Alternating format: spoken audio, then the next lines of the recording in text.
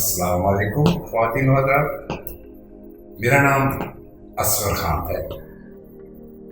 میں آج سے ایک نیا ویلاگ شروع کر رہا ہوں۔ سوچا اس کا نام کیا رکھا جائے۔ میرے ذہن میں جو پہلا نام آیا وہ تھا ادھورا سچ۔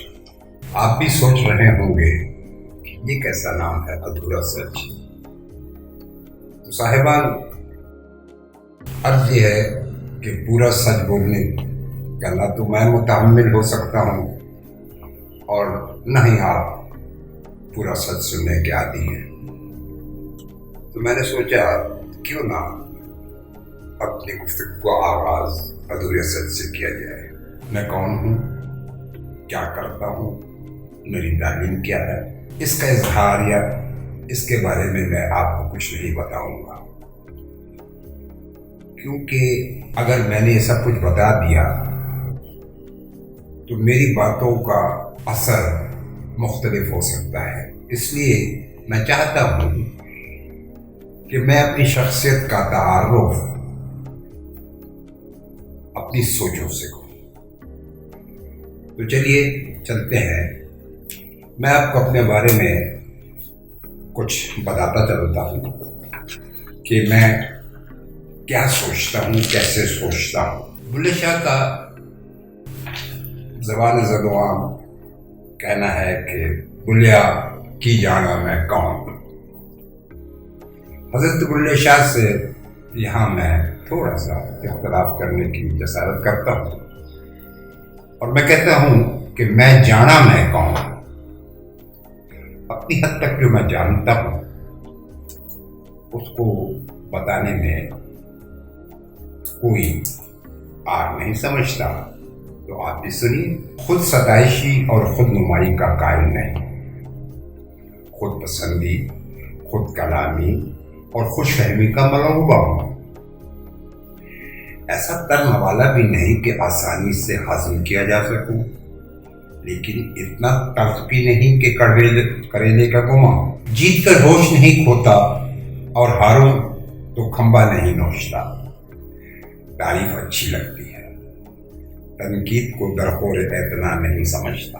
شر کو انسان کی نفسانی خواہشات کے حصول کا ذریعہ مانتا ہوں اور خیر کو اس پر قابو پانے کی ایک اچھی لیکن ناکام کوشش کا جانتا ہوں۔ عشق و محبت، خلوص، رواداری وغیرہ وغیرہ کو انسان کی خود غرضی کو قابو میں رکھنے کے ہیلے تسلیم کرتا ہوں۔ اتنا سچ بولتا ہوں کہ اس پر جھوٹ کا گما ہوتا ہے۔ ماننے سے پرہیز کرتا ہوں اور جاننے کی جستجو میں سرگردہ ہوں، یہ جانتے ہوئے بھی کہ ماننا جاننے سے زیادہ سود مند اور سہل ہے۔ طاقت کو حق اور حق کو طاقت مانتا ہوں، لیکن طاقت موروثی نہیں ہوتی، یہ مالک بدلتی رہتی ہے۔ طاقتور کا جھوٹ بھی سچ ہوتا ہے اور اس کا فرمودہ حق کہلاتا ہے۔ کمزور جب اپنے حق کے لیے آواز بلند کرے تو وہ بغاوت قرار پاتی ہے اور اس کی سرکوبی لازم۔ مذاہب کے بارے میں یہ سمجھتا ہوں کہ انسان کی بقا اور ترقی ان میں مضمر ہے، قطع نظر اس پہ کہ یہ الہامی ہے یا غیر الہامی۔ میں یہ سمجھتا ہوں کہ کسی بھی عقیدے یا مذہب کا پیروکار ہونا زندگی کو آسان بنا دیتا ہے۔ بہادری کو خوف کا رد عمل قرار دیتا ہوں۔ خوف کو انسانی زندگی کا محور سمجھتا ہوں، اس لیے کہ میری دانش میں رجائیت، یاسیت، عبادت، بغاوت، بندگی، سرکشی سب کا محرک خوف ہوتا ہے۔ منافقت اور دہشت گردی کو انسان کی جبلت تصور کرتا ہوں، فرق صرف ان کے حدود کے تعین کا ہوتا ہے۔ ایک حد تک منافقت اور دہشت گردی معاشرے کی بقا کے لیے ضروری ہوتی ہے، لیکن ان حدود سے تجاوز معاشرے کو انتشار کی طرف لے جاتا ہے۔ انسان کو اشرف المخلوقات ماننے سے گریز کرتا ہوں، البتہ ان کو تمام مخلوقات میں زیادہ ذہین اور فطین ماننے میں کوئی آر نہیں سمجھتا۔ میں یہ سمجھتا ہوں کہ میرا ہونا ہی میری کائنات ہے، میں نہیں تو کچھ بھی نہیں۔ اور اگر کچھ ہے بھی تو میرا اس سے کوئی لینا دینا نہیں، یہ جانتے ہوئے بھی کہ موت اٹل ہے، مرنا نہیں چاہتا۔ موت سے خوفزدہ تو نہیں، لیکن اس کی آنکھوں میں آنکھیں ڈالنے کا ارادہ بھی نہیں۔ سب کچھ ہوتے ہوئے بھی تنہائی محسوس کرتا ہوں۔ آج تک کسی سے قرض نہیں لیا، غالباً یہی ایک صفت ہے جس کے بلبوتے پر غالب سے اپنا موازنہ کرنے کی جسارت کرتا ہوں۔ ہر وہ کام کیا جس کی معاشرے میں ممانعت تھی، اس لیے کوئی حسرت یا ارمان نہیں۔ اب ان کے اس حصے میں ہوں جہاں خواہشوں کا فقدان تو نہیں، لیکن ان کو عملی جامہ پہنانے کی سخت نہیں رہی۔ ایک بھرپور زندگی گزارنے کے بعد جب قوا مزمحل ہو گئے تو لکھنے کا روگ لگا۔ سنا ہے اس کا شمار بھی علتوں میں ہوتا ہے۔ احباب کا خیال ہے کہ میں نرگسیت کا شکار ہوں، لیکن میرا ماننا ہے کہ میں گرد و پیش کی بربریت کا شکار ہوں۔ زمانے کی چیرہ دستیوں کا مقابلہ کرنے کی ناکام کوشش کے بعد ہتھیار ڈال دیے۔ اب خود کش حملوں کی بجائے خود خوش حملوں کا استعمال کرتا ہوں۔ میں سمجھتا ہوں ان حملوں سے گو کہ میں دشمن کو مغلوب تو نہیں کر سکتا، لیکن کم از کم اپنے تئیں ان کو ذہنی طور پر نیچا دکھا کر خوش فہمی اور غلط فہمی کی معجون مرکب سے اپنے آپ کو توانا رکھ سکتا ہوں، اور محسوس کرتا ہوں کہ میری یہ حکمت عملی میری ذہنی اور جسمانی صحت کے لیے کارآمد ثابت ہو رہی ہے۔ ادب کو اظہار ذات کا وسیلہ سمجھتا ہوں، اور یہ اظہار بھی اپنے وجود کے اسباب کا ایک مؤثر ذریعہ ہے۔ معاشرے کے حساس اور مشاہدہ بین حضرات جو اپنے احساسات، مشاہدات اور تجربات کو رقص، موسیقی، مجسموں، پینٹنگز یا ادب یا دیگر فنون لطیفہ میں ڈھال سکنے کی صلاحیت رکھتے ہیں، ایسا کر کے وہ اظہار ذات کے ان وسیلوں سے اپنے وجود کا اسباب تلاش کرتے ہیں۔ مزید ازاں یہ فن پارے ان کی جنجلاہٹوں کے لیے ایک پرنالے کا کام بھی کرتے ہیں، اور وہ حضرات جو احساس اور مشاہدے کی قوت تو رکھتے ہیں، لیکن اپنے احساسات اور مشاہدات کو کسی فن پارے میں ڈالنے کی صلاحیت نہیں رکھتے، اور ان فن پاروں کو پڑھ کر، دیکھ کر یا ان کو سراہ کر ان میں پناہ ڈھونڈتے ہیں۔ ادب کا انسانی زندگی سے صرف اتنا تعلق ہے کہ یہ انسان کی جذباتی اور جمالیاتی حسیات کو متحرک رکھتا ہے، لیکن یہ انسانی زندگی کے لیے ضروری نہیں۔ انسان فنون لطیفہ کے بغیر بھی صحت مند اور توانا رہ سکتا ہے۔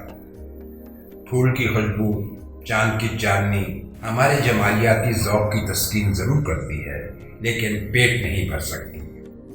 یہ میرے محسوسات ہیں، اور میں ان کے اظہار کو اپنا استحقاق سمجھتا ہوں، اور ان سے اختلاف آپ کا استحقاق۔ اختلاف رائے کا احترام کرتا ہوں، لیکن کسی کی رائے کی مخالفت سے اجتناب برتتا ہوں۔ یہ کتاب چونکہ شاعری سے متعلق ہے، اس لیے مناسب سمجھتا ہوں کہ شاعری کے بارے میں بھی اپنی رائے کا اظہار کرتا چلوں۔ میرے نزدیک کوئی بھی تحریر اگر شاعری کے مروجہ اصولوں یا ان سے کے مطابق یا ان سے ہٹ کر سوچ پر اکسا سکتی ہو اور نئے راستوں کی نشاندہی کر سکتی ہو، اپنے گرد و پیش کو اپنی آنکھ سے دیکھ اور پرکھ سکتی ہو، اور کسی حوالوں کی بیساکھیوں کے بغیر اپنے بلبوتے پر لیکن مترنم لہجے میں دوسروں تک رسائی کی قوت رکھتی ہو، شاعری کہلانے کی مستحق ہے۔ میں شاعری میں سادگی کا قائل ہوں۔ استعاروں، علامتوں، تمثیلوں اور رمز و کائنات سے حد الوسع اجتناب برتتا ہوں۔ میرے نزدیک جب کوئی تحریر تشریح کی محتاج ہو جاتی ہے تو معتبر نہیں ٹھہرائی جا سکتی، اس لیے کہ تشریح تحریر کنندہ کی بجائے شاعر کے خیالات کی عکاسی ہوتی ہے، اور کسی بھی شاعر کے لیے یہ ممکن نہیں کہ وہ تحریر کنندہ کے ذہن تک رسائی حاصل کر سکے، اور اگر کسی شاعر کو ایسا ذوق ہے بھی تو میں اسے اس کی خوش فہمی سے تعبیر کرتا ہوں۔ میں شاعری کو سوچ کا کاغذی انتقال سمجھتا ہوں۔ فن شاعری پر دسترس اس سوچ کو بہتر کباب پہنا سکتی ہے۔ میں جو دیکھتا ہوں، سمجھتا ہوں، اسے من نوان تحریر کر دیتا ہوں، اور اپنی سوچ کو قاری یا معاشرے کی خوشنودی کی بھیٹ نہیں چڑھاتا۔ گزارش ہے اگر آپ اس کتاب کو اور میری باتوں کو میری سوچ کے تناظر میں پڑھیں گے اور سنیں گے تو شاید آپ کسی ذہنی الفت کا شکار نہ ہو۔ ایک مختصر نوٹ ہے، چند احباب کا مشورہ تھا کہ میں اپنے کلام میں سے وہ حصہ جو بقول ان کے نسبتاً کمزور ہے حذف کر دوں۔ کچھ دیر سوچنے کے بعد میں نے ان سے کہا، جناب آپ حضرات کے مشورے کے لیے ممنون ہوں، لیکن ایسا کر نہیں پاؤں گا۔ آپ مجھے اس طوائف کی مانند سمجھیں جس سے آپ دن کی روشنی میں بھی دیکھ سکتے ہیں۔ والسلام، آج کے لیے اتنا کافی ہے۔ انشاءاللہ اگلی بلاگ میں پھر آپ سے ایک عرض کرتا چلوں، آپ میری گزارشات سے اختلاف کریں یا متفق ہوں، اپنی رائے سے ضرور آگاہ دیں۔ شکریہ۔